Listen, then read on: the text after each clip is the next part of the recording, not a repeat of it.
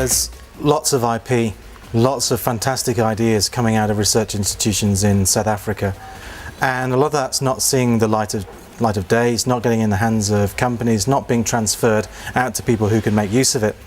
And part of that's due to researchers not being comfortable communicating their ideas, or communicating their ideas in technical language that businesses don't take the time to try to understand.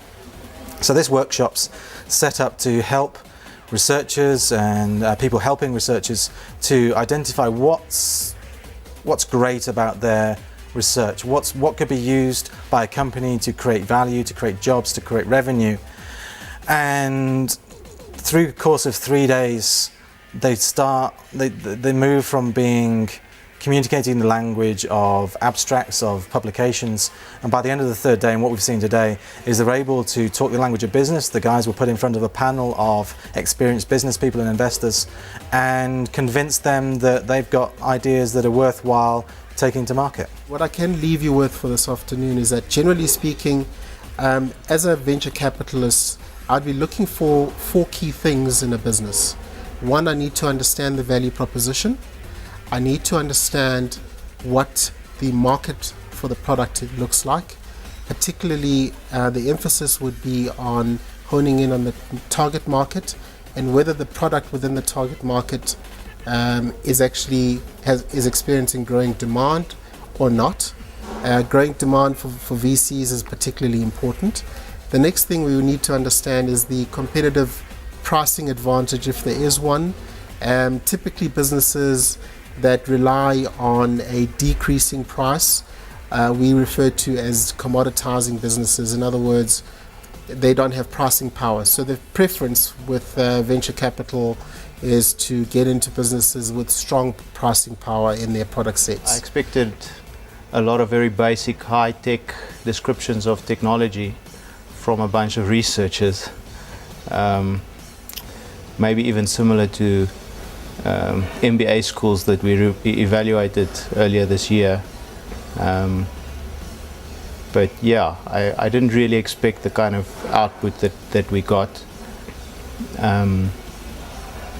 I've worked a lot with entrepreneurs and researchers at the universities, and generally they are less than interested in the commercial domain.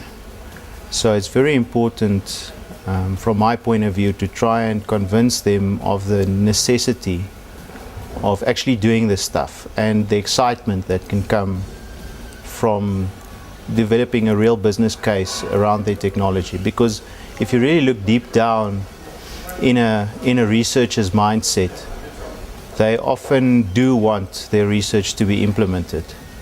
So although I did expect enthusiasm, I didn't expect them to really provide us with a sensible business case for their technologies. The fourth thing that I think I should also touch on is the issue of management. I heard quite a few times in this afternoon's discussion where people were almost deflecting the responsibility of the project to another unknown third party.